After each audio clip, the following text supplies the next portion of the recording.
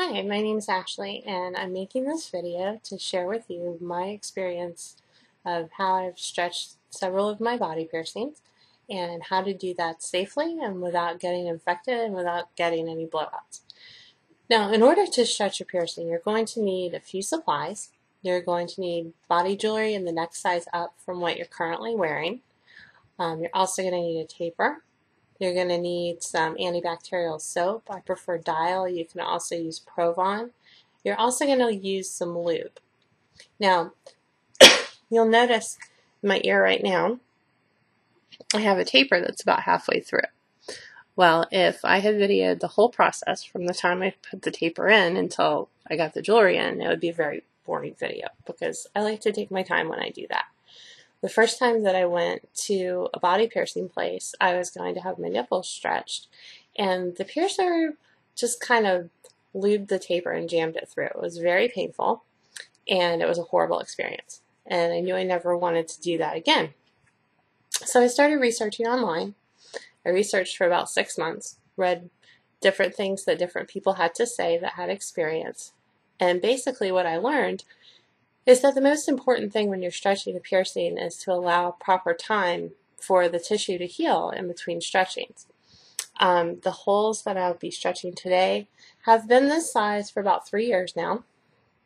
You don't have to wait 3 years. You just want to make sure that it's fully healed before you continue. And my mentality is you really can't heal too much. So like with my earlobes, my earlobes right now are 2 gauge. I don't know if you can see them. I waited until they weren't tender anymore, and then I waited a few months after that in between stretches. My nipples are also 2 gauge.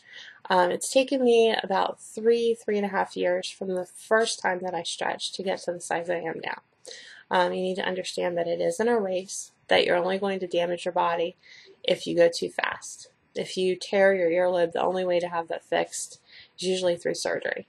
So, respect your body. It should never hurt. Right now, I put the taper in probably about an hour ago, and I've just been slowly twisting it back and forth. Every so often, I apply additional lube. Now, the lube that I prefer is silicone lube, and the reason that I prefer silicone lube to water-based lube is that water-based lube can dry out. Your body absorbs the water, and it can stick. That can kind of hurt. So, you'll see that I'm pressing very, very gently. Another thing you might notice is my hair is back in a ponytail. Keep your hair pulled back because you don't want to get it involved in what you're doing over here. You don't want to get your hair tangled up or somewhere where it doesn't need to be. You want to keep the area that you're working with clean. And right now what this feels like, it feels tingly, and I feel pressure when I push on it and when I pull on it, but it doesn't hurt. My best advice is to choose a day when you can be home all day, or at least for a few hours. You don't have any plans. I see teenagers with the taper sticking out of their ears, out and about and doing things. It's very easy for it to bump into something and force it through faster than it needs to go through. So when I started the video, the taper was about halfway in. We've been talking for about 4 minutes now, and it's got about a third of the way left to go. Again, I don't rush this. Usually what I do is find a movie on Netflix and chill out, watch the movie, and just slowly work it through. It feels really tingly as it stretches. The tingling sensation increases as it gets towards the thicker end of the taper, but it never hurts. It shouldn't ever hurt. It shouldn't ever bleed either.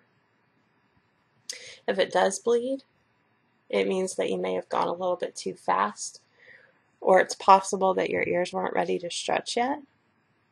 What you would need to do in that case is just go back to your smaller jewelry. Let it heal. Keep it clean. And then once it's fully healed, you can try again. The important thing about letting your ears heal in between stretching is that as your ears are healing, your skin cells are reproducing. So you're actually making more skin to go around that larger jewelry. If you don't wait long enough, your earlobes are going to end up thinning and they can tear, and that's not pretty.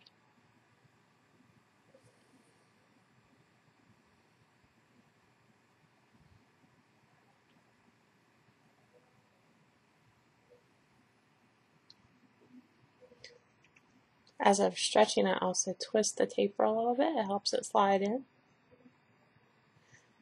If I feel like it's not lubricated enough, I'll add some additional lube. I usually keep a bottle handy with a Q-tip to kind of rub it around there. Also, I don't remember mentioning the importance of making sure everything's clean. Before you start, you want to wash your hands thoroughly with antibacterial soap. You want to wash your taper and your jewelry with antibacterial soap. Whenever you stretch a piercing, you're creating little micro tears in the skin. And if bacteria gets in there, it can cause infection, which isn't good. Anytime you think that you might have a piercing that's infected, if it's newly stretched, the best idea is just to go back down a size. You can always stretch back up later. It's not a marathon. You're not going to get a prize for going bigger faster. And you'll be happier that you are patient in the long run. So we're almost through.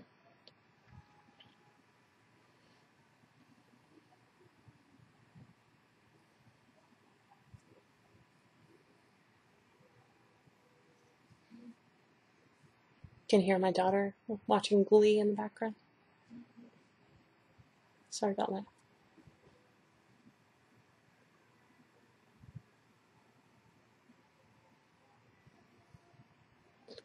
Just a little bit further to go, maybe a centimeter. This is the boring part.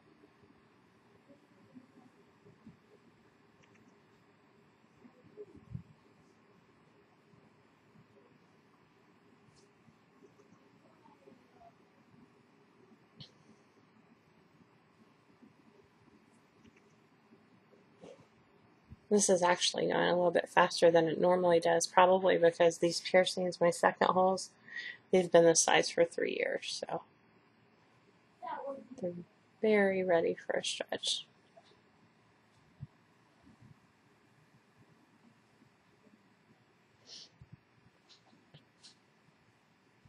And for other parts of your body that you want to stretch, of course, the tissue is different depending on what body part you have pierced. I mentioned I have my nipples are the same size as my earlobes. They're 2 gauge also. And sometimes it's a little bit easier to stretch my earlobes than it is my nipples. But if I wait long enough, it does not hurt. I can tell you that everyone's different, and it takes different people different lengths of time to heal. So I can't tell you exactly how long you should wait, but always listen to your body. If you start to push on the taper and it hurts, then that's your body telling you to stop. And if you don't listen to your body, you'll regret it later. We're going to take a little break. I'm going to let my earlobe relax around the taper, and we will continue a little bit later.